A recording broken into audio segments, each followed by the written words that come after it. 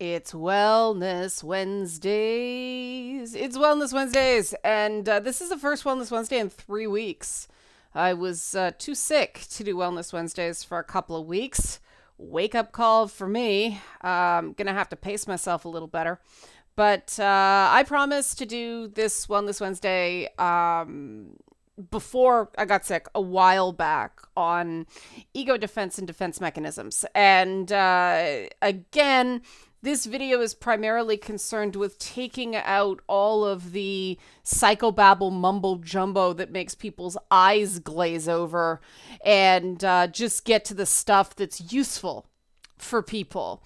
If you like this sort of content, help support this channel, become a monthly patron, patreon.com/LeannaK.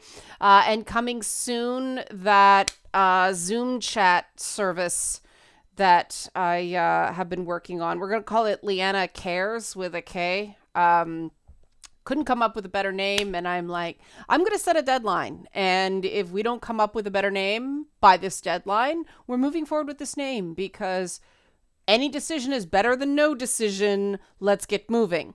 And this is an example of how the logical brain takes a combination of your inner instinct, what the Greeks would have called one's nature, and societal norms, external pressures, expectations of other people, and connects those two things together in a way that is hopefully happiness building for the person.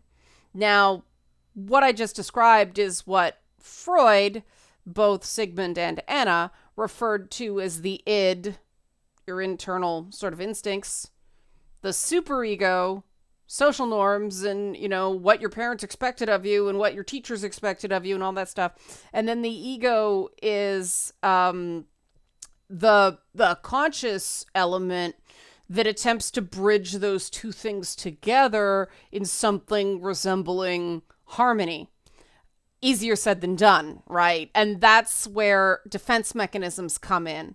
Defense mechanisms come in when the conscious ability to process information, what Freud called the ego. I'm going to stop calling it that after a while because Freudian is fraught with baggage, heavy with baggage.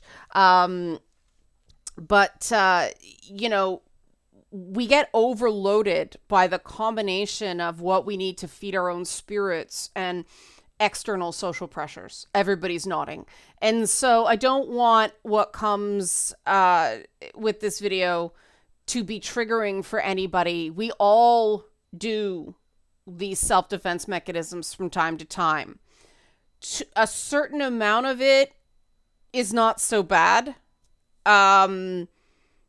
It's when it starts negatively affecting your life that you need to reassess. And the important thing here is to understand the defense mechanisms you use, and why and when, so you can keep it in check and allow it to continue to be helpful to you instead of it controlling you.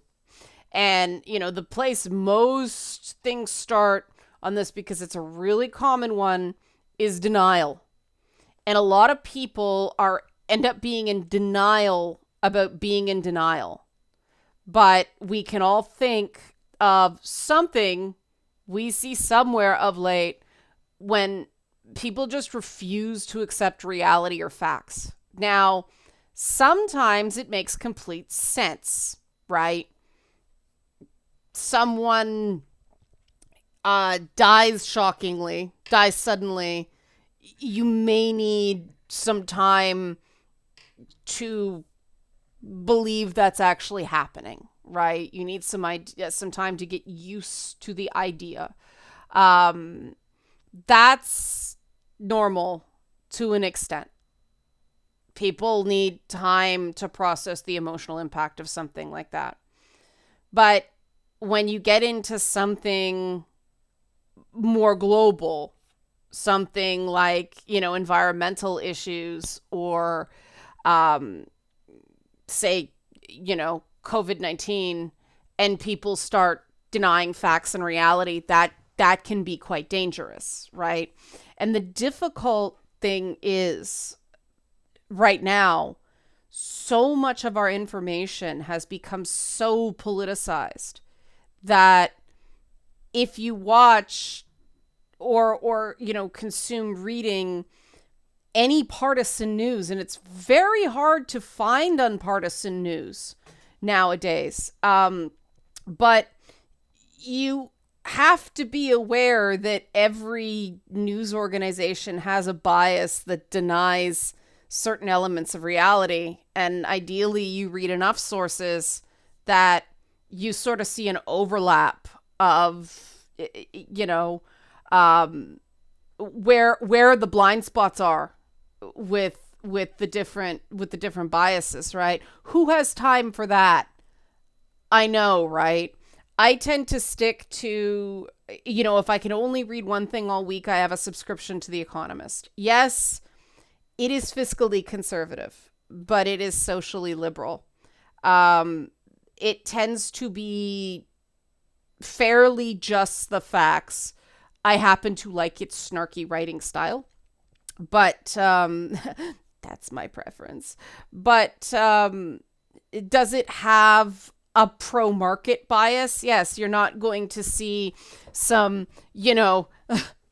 glowing write-up about Bernie Sanders in The Economist. That's not why you go to The Economist. It's called The Economist. It's a business magazine, right? So I make sure every so often I read more socialist sources. I try to read Fox News once a month. Do I like it? No, neither. I don't like extremely partisan news. But it's important to accept that it exists, right? Accepting reality takes practice. We are not encouraged to accept reality when we are younger. The phrase, "you can do anything you set your mind to," is the first lie well-meaning adults tell children. That's not true. There are certain limitations, just adults don't want to be the one to crush a cute little young thing's dreams. And sometimes people can be wrong, right? I mean, I wouldn't be doing any of the things that I do now if I listened to, well-meaning people who wanted me to get a safe, secure job. Of course, there was no such thing as a safe, secure job in the mid to late 90s, never mind what came after. So that's that. Everybody has periods of denial. I know with a lot of the big video projects I take on, game design projects, if I think about how much work it's going to be, I'm going to freak out. The more jobs you do, the more you're able to get your brain around just how much work it is. But sometimes you have to not think about it. That's fine to an extent, but eventually you got to think about it, right? You can't be in denial about how hard it's going to be forever, because eventually you have to face the hard. The goal is to spread out how much difficulty you are facing, how much you are aware of facing at any given time. That's the goal, to spread it out. But if you're constantly making reckless decisions because you're not thinking about reality, or if you're just refusing to face cause and effect and consequence, that is going to pile up. And eventually you have to face it. Personally, I prefer to face it sooner than opposed to later. But everybody has something. Again, everybody has periods of denial. So if you're in denial about something, it's human, just in moderation. And that's the same thing with repression. Repression can be a controversial one in some circles. Some therapists do not believe that repressed memories are real. I think the human mind is capable of a lot more than we give it credit for. And so I'm not willing to rule it out. A lot of people do push down bad memories, bad feelings. The thing about pushing something away and not dealing with it long term is those things start controlling you. And this is the thing to keep in mind with any defense mechanism. Eventually, defense mechanisms are no longer defending you. And that's why it's called an ego defense, because it may be defending consciously, you think it is, but it's actually damaging, that inner mushy bit, what Freud called the id. If you're pushing everything away from the ego to defend the ego, you are damaging the core of who you are, basically to be more immediately functional or acceptable in society. Long term, that will drive you nuts, like literally nuts. It will drive you mad. So keep that in mind. There's a lot of repression of emotions out there, especially regarding anger. People seem very, very afraid of recognizing that they are angry and admitting that they are angry because it is a social bad now, right? Anger is bad. Anger is scary. Anger means you lose. Anger means you're out of control. No, you can be angry and be in control. But the only way to master that is to admit you're angry. If you don't admit your feeling controls you. So if you are concerned about losing control when you're angry, all the more reason to face your anger and not repress it. I see a lot of people sitting on a lot of anger. I have my stuff that pisses me off and there's nothing I can do about it. I think that's a big reason why I got so sick. I was just walking around feeling so repressing the sense of unfairness about a lot of things. And then because I had to finish some major, like a bunch of major projects at around the same time. And when I finally let go and took a breath, the immune system went barf, which happens to a lot of performers. So that's what happens when you repress negative emotions for too long. Repressing positive emotions is also something people do because they're afraid to feel good. Think about that. Sit with that. I'm a big believer in taking any possible opportunity to celebrate, because nobody's going to do it for you. So let's move on from that on to projection. When you repress, when you are in denial, you project. One of the most common ones I see is regarding admitting you don't like someone. Admitting somebody just rubs you the wrong way. You see a lot of people going, oh, they hate me. A coworker or somebody like that. They hate me. When you don't know that. You just don't like them. But it's socially unacceptable to say you don't like them. And so people project, right? Because, oh, if that person hates you, if they don't like you, then, they're committing the social faux pas, not you. It's very important. No one is going to like everyone. I have worked with some extremely brilliant, extremely talented people that I just cannot stand on a personal level. It was interesting. It came up today earlier today in conversation. This one person I know from TV work, and they treat women terribly. They are a serial user. And it would be one thing if it was just somebody liking a lot of sex, but it's just this string. I don't actually know more than one person like this, but it is just a string of wreckage left in their wake of specifically women who thought they were getting into a relationship with this person, but no, it was a few months of easy sex until they found another source of easy sex. because after that threshold, then relationships become hard and they don't have the emotional maturity. Now, do I like this person for this reason? No, I can't stand that behavior. I hate lying. And to me, that is a lie. You do that enough times, you recognize you're doing it. You're not being honest with this person because this person wants sex from these women, and the women probably will not be as willing to consent to sex if they know that it's just sex and not a relationship. I find this disgusting. Are they exceptionally good at what they do? Yes. Are they professional in the workplace? For the most part. Will I work with them? Yes, because sometimes I had to. Was I professional when I had to? Yes, because quite frankly, I wish I knew less about their personal life. But do I like them? Hell no. And frankly, that's the only way I can work with them, is to say, I don't like this person. I don't have to. Do they show up and do their job? Yeah. Now, unfortunately, people of this personality type go through periods where they aren't professional. They're late or don't show up at all. And that's when you can kind of go, okay, this is now a work thing. But if you don't make your peace with really not liking that person as a person, right? You can't have that control.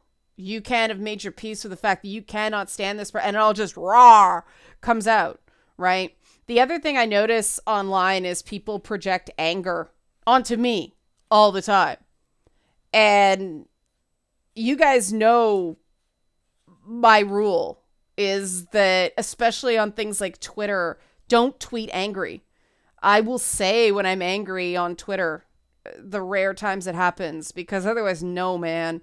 Twitter is not worth getting that angry about. You can't get sucked in to the Twitter tentacles, right? And the number of people who accuse me of being angry when they are just clearly spun out because they're not making any sense. It's all just rage. The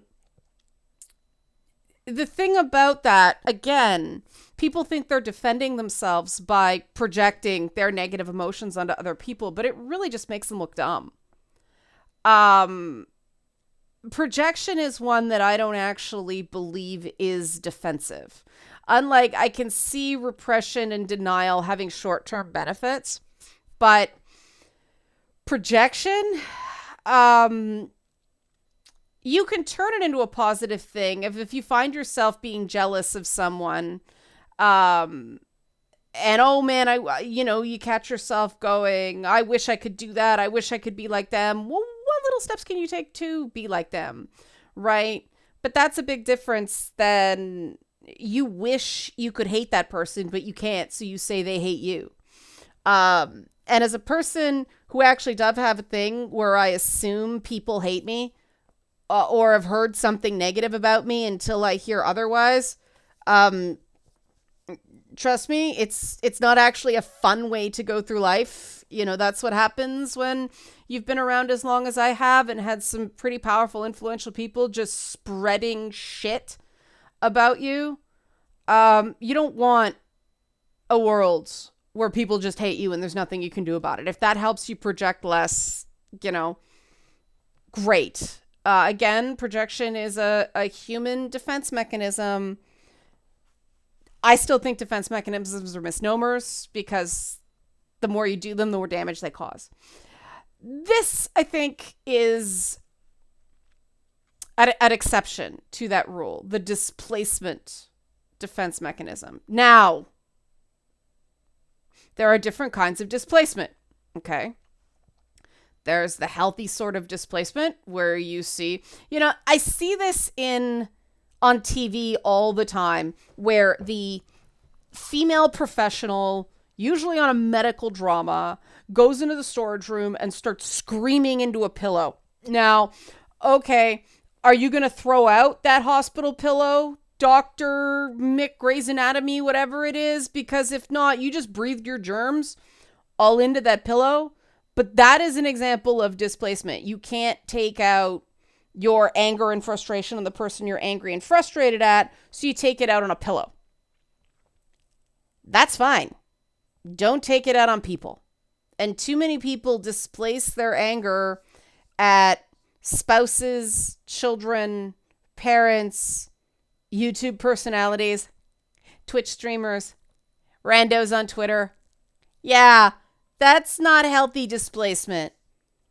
That's a cycle of abuse. And I really don't like it when online, like, Psychology Today type things. And this is, I mean, this is the textbook description of displacement, is the idea, oh, you yell at your wife or kid or kick the dog because you're mad at somebody else. What? No, that's not a defense mechanism. That's abuse. Don't do that. You know, save a bunch of wood scraps. Or the thing I used to do no-sew costume tutorials in elementary schools through my friend's church. We'd go in and show them how to make little simple tunic costumes. But the big catharsis moment is when I showed them how to rip fabric on the seam, because you get a really great straight line. And it's just 20 minutes of kids ripping fabric because they can. And the teachers are going, oh my God, they're never going to settle down. And we're always told they are super chill that afternoon. So we always go in the mornings so there can be peace in the afternoon. But if you want to go out and buy a bunch of cheap fabric just so you can rip and tear, it's pretty satisfying. That is healthy displacement. Do not displace against people. The idea that it is less problematic, as these websites say, to take something out on your spouse or kid than your boss. In what universe is that true? Be super aware of that one. See also, don't take your anger out on life on YouTubers or Twitch streamers or anything like that. You may think it's harmless because a lot of YouTubers have repressed and denied how much that shit hurts and wears them down. It hurts and it wears us down. It doesn't necessarily hurt pain, but it's frustrating. It feels unfair. I don't think that it's any accident that I ended up getting really sick after, shit went sideways on Twitch. I'm sure that didn't help because stress depletes the immune system. Don't take things out on other people. You need to smash inanimate objects. Fine, it's your property. People aren't your property. The other one that is I think to an extent somewhat healthy among gamers. I think gamers are actually good at keeping this one in their place as long as it's kept in their place, is the idea of regression. I talk a lot about gaming for your asshole little 8-year-old and everyone. A lot of people feel intense nostalgia for particular video games because it allows them to go back to a part of their lives that feels happier and safer for them. There is a spot for this if you're using it to reconnect, like a sort of a hard drive reboot sort of thing. What was it about this space that I don't have now? That is it security? Is it stability? Is it, emotional support? Whatever. You can figure out a lot from what about this makes me happy. Maybe just the simplicity of it, right? You can't stay there too long. A big thing about trauma is that I have found that you can predict with a fairly high degree of certainty exactly when a trauma happened to a person in their life by what kind of tantrum they throw when they lose their shit. Do they act like an 8-year-old, a 12-year-old, a 16-year-old, a 19-year-old? Well, that's probably when the trauma happened because that was the last time they felt really safe. So keep in mind that if you are regressing in public that way, you are giving canny people like me a lot of information about you. And since you are trying to protect that part, usually from feelings of shame, That's what a lot of people are trying to cover up with this stuff. And we can talk about shame if you're interested in, let me know. I think I've talked about this before, but it's a good one to refresh every so often. But if you are ashamed of something and trying to hide it, first of all, never be ashamed of something that happened to you. If you did something bad, accountability is important. Yeah. Feeling a bit guilty, okay, fine. But don't be ashamed of something done to you. You didn't do it. But if you're worried about shame, behaving shamefully by lashing out at people, throwing a tantrum and regressing to like a 6-year-old in public, 8-year-old in public, 12-year-old in public, probably not great for your embarrassment levels. Now, this is where we get into the more intellectual ones, and I'm not going to be able to go through all of them. I may need to do a part 2 on this, but rationalizations are a big one for systemized and highly intellectual people. And this was something I thought was actually a good thing, because if you start rationalizing, if you start talking it out, right, there's a big difference between processing and rationalizing. And a lot of systemized people, a lot of highly intellectual people think they're systemizing, but they're actually rationalizing after the fact. Jonathan Haidt's The Righteous Mind is a great book talking about what he calls, post priori, a posteriori rationalizations for gut emotional reactions to things. Unfortunately, those of us who have been trained to be walking brains because we were smart and therefore that's what we were told our use was to society have to be very, very, very careful about irrationalizations. Rationalizations that sound very logical but don't exactly make any sense. People who get on coworkers for not getting the task done on time when they're late a lot too, or they're late ever. If you want to be given a pass on something, don't criticize other people for it, because, yeah. And if you don't want understanding when something occasionally happens, maybe you're being too hard on yourself.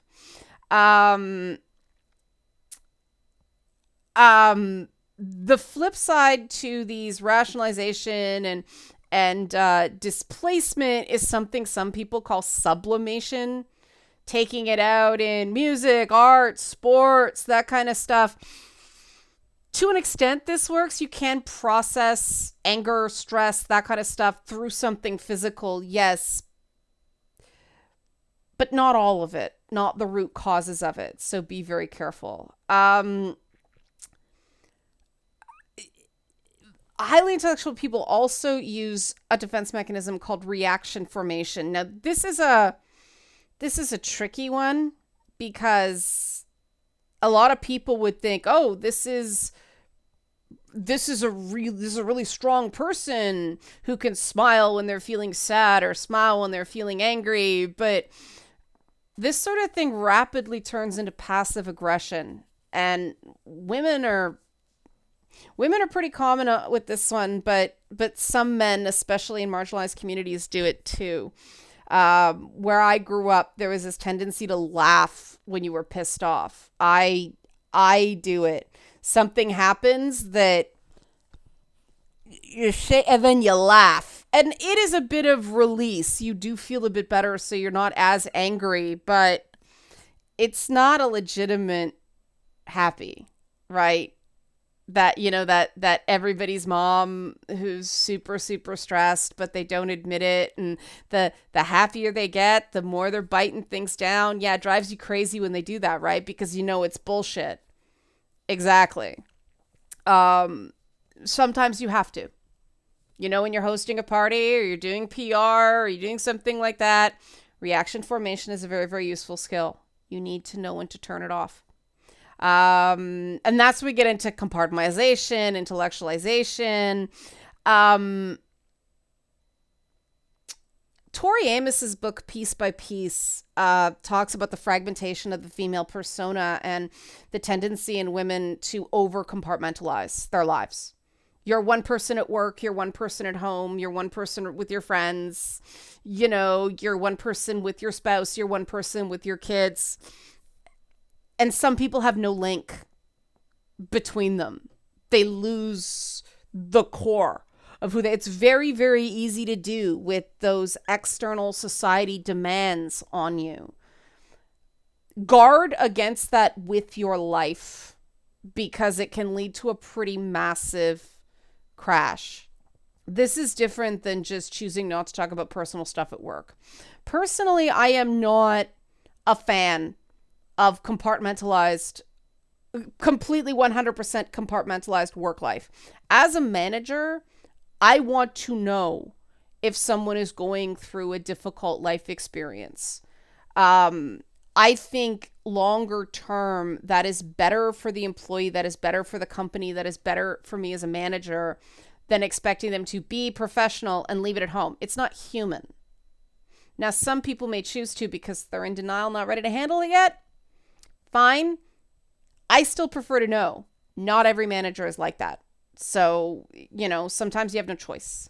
And that's when you get into intellectualization. Again, very similar to rationalization, but instead of rationalization, that's actually like excuses. Intellectualization is, okay, you get fired.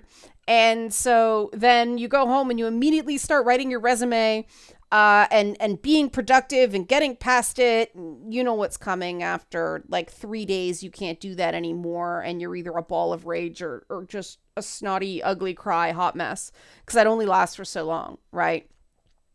I am really bad with the intellectualization element. And the first time somebody told me intellectualization was actually bad, I was like, what are you talking about? Because I was always accused of being over emotional as a kid. Easy thing to label a girl who spends a lot of time around boys as, you're too emotional. Little did I know, right? So I learned to intellectualize everything. People don't feel like they really know what's going on with you if you are a chronic intellectualizer. You never stop. You never are present. You are never with other people. And people eventually get sick of that. Now, the one that appears on some things, it's in Original Freud Defense, and I know we're going late, but there are a lot of these things that I want to talk about that you see a lot online and a lot in gaming. And again, I don't want anybody to feel called out by this because a lot of people do it, but identification with the aggressor. Basically, the description of this is the Xbox dude bro. You create this persona of the bully jock who picked on you in school to create this super tough exterior, thinking that'll get people to leave you alone, right? It is a defense mechanism. It also perpetuates the cycle of abuse. But people don't do that deliberately. People, I think, are fed the idea that this is the way the world works, right? Because the people who told you that identify with the aggressor, right? In a lot of cases, the aggressor who picked on you may start actually like giving you positive feedback. They're picking on people too, right? Like, you're tough. This fallacy of toughness is just, you don't just see it in men in gaming.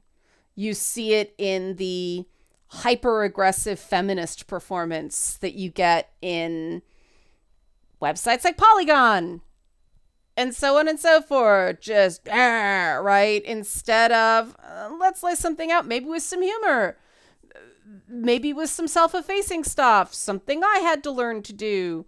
I've been doing this a long time. But I get the identifying with the aggressor. I get it. We all go through that phase with gaming just because, hey, we don't really have a choice in a lot of communities, but it's something to really watch, because when you convince yourself that abuse is normal, you actually take away your internal defenses against that abuse. You no longer have the thing going off in your head saying this is wrong. And that's a really, really, really difficult, painful thing to come back from. And a lot of us in gaming do. A lot of us in gaming have been put there.